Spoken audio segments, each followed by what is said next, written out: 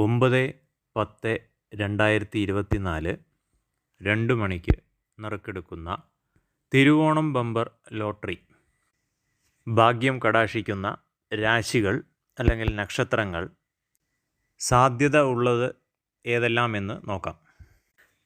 ആദ്യമായി മേടം രാശിയെക്കുറിച്ചാണ്. മേടം രാശി വളരെ ഭാഗ്യദായകമായിട്ടുള്ള ഒരു അവസ്ഥയാണ് ഇപ്പോൾ ഉള്ളത്. ഭാഗ്യകാരകൻ ധനസ്ഥാനത്ത് വന്ന് നിൽക്കുന്ന അവസ്ഥ. അശ്വതി, ഭരണി, കാർത്തിക, കാൽ ഈ നക്ഷത്ര സമൂഹം അടങ്ങുന്നതാണ് മേടൻ രാശി.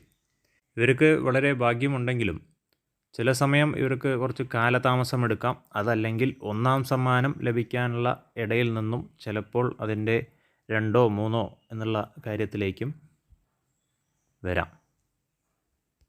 അടുത്തതായി ഇടവം രാശിക്കാർ. ഇവർക്ക് ഒരു 50% സാധ്യതകൾ കാണുന്നുണ്ട്. കാർത്തിക മുക്കാൽ, രോഹിണി, മകീരം, അര എന്നീ നക്ഷത്രങ്ങൾ അടങ്ങിയിട്ടുള്ളതാണ് ഇടവം രാശി. അടുത്തത് മിഥുനം രാശിക്കാരാണ്. മിഥുനം രാശിക്കൂറിൽ മകീരം, അര, തിരുവാതിര, പുണർദം മുക്കാൽ എന്നീ നക്ഷത്രങ്ങൾക്ക് അല്പം ചില സാധ്യതകൾ കാണുന്നു. ശനി കൊടുക്കുന്ന പോൽ വേറെ ഏത് ഗ്രഹങ്ങളും കൊടുക്കില്ല എന്നൊരു തത്വത്തിൽ 9ാം ഭാഗ്യസ്ഥാനത്ത് ശനി നിൽക്കുന്ന സമയമാണ്, സ്വക്ഷേത്രത്തിൽ തന്നെ. ആ കാരണത്താൽ ലഗ്നാധിപൻ ഉച്ചത്തിലിരിക്കുന്ന സമയം. ആ കാരണത്താൽ മിഥുനം രാശിക്കും അല്പം ചില സാധ്യതകൾ നമുക്ക് കണക്കാക്കാം. അടുത്തത് കർക്കിടകം രാശിയാണ്. കർക്കിടക രാശി വളരെ സാധ്യത ഉള്ള പട്ടികയിൽ പെടുന്നതാണ്. പുണർദം, കാൽ, പൂയം, ആയില്യം എന്നീ നക്ഷത്ര സമൂഹങ്ങൾ അടങ്ങുന്നതാണ് കർക്കിടകം. ഇവർക്ക് ഗോചരാൽ വളരെ അനുകൂലമായിട്ടുള്ള സമയമാണ്. എന്നാൽ ജാതകത്തിൽ കൂടെ അത് അനുകൂലമായി വന്നാൽ ഭാഗ്യം കടാക്ഷിക്കുന്നതാണ്.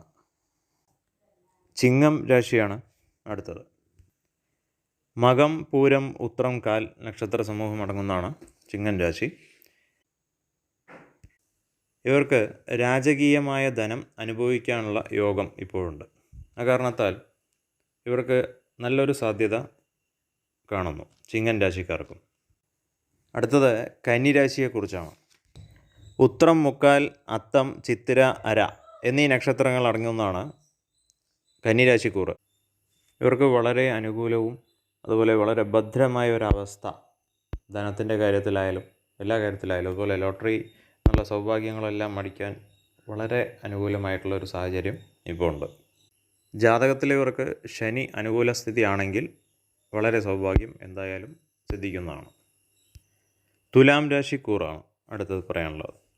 അല്ല, ചിത്തിര, അര, ചോതി, വിശാഖം, മുക്കാൽ ഇവരുടെ ജാതകത്തിൽ കുജൻ നല്ലതാണെങ്കിൽ ഇവർക്ക് എന്തായാലും സൗഭാഗ്യങ്ങൾ സിദ്ധിക്കുന്നതാണ്.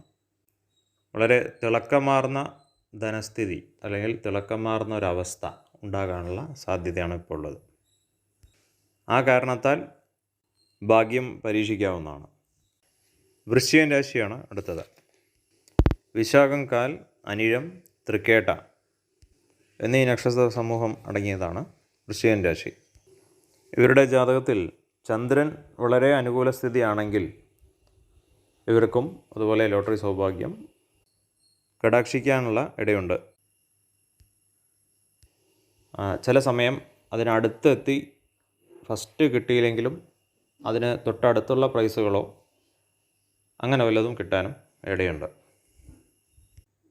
ധനുരാശിയാണ് അടുത്തത്. മൂലം, പൂരാടം, ഉത്രാടം, കാൽ എന്നീ നക്ഷത്ര സമൂഹങ്ങൾ അടങ്ങുന്നതാണ് ധനുരാശി. ഇവർക്ക് വളരെ സൗഭാഗ്യദായകമായിട്ടുള്ള സമയമാണെങ്കിലും സുഹൃത്തുക്കളോട് ചേർന്ന് ചിലപ്പോൾ ലോട്ടറി എടുക്കാനുള്ള അവസരമുണ്ടാവും. ആ സമയത്ത് സുഹൃത്തുക്കൾ വളരെ നല്ല സുഹൃത്തുക്കളാണെങ്കിൽ കുഴപ്പമില്ല, അല്ലെങ്കിൽ അതിൽ ചെറിയ ചതി വഞ്ചനകളൊക്കെ സംഭവിക്കാനുള്ള സാധ്യതകളുണ്ട്. അതും ഒന്ന് ശ്രദ്ധിക്കണം.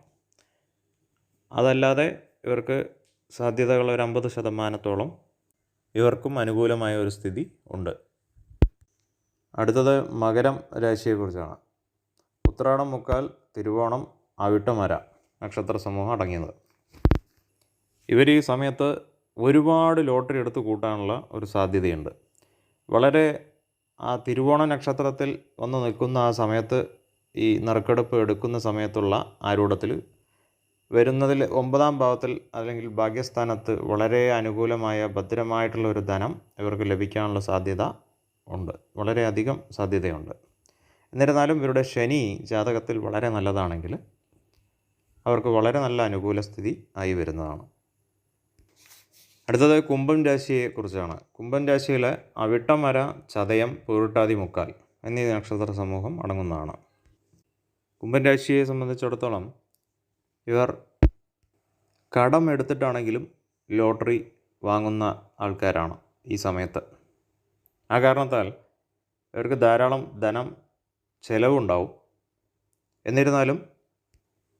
എന്നിരുന്നാലും അല്പം ചില സാധ്യതകൾ കുംഭം രാശിക്കും കാണുന്നു. അടുത്തത് മീനം രാശിയെക്കുറിച്ചാണ്. മീനം രാശി എന്നത് പൂരുട്ടാതി, കാൽ, ഉത്തരട്ടാതി, രേവതി നക്ഷത്ര സമൂഹം അടങ്ങുന്നതാണ്. ഇവർക്ക് പൊതുവെ വളരെ കുറഞ്ഞ സാധ്യതകളെ കാണുന്നുള്ളൂ. ശുഭം.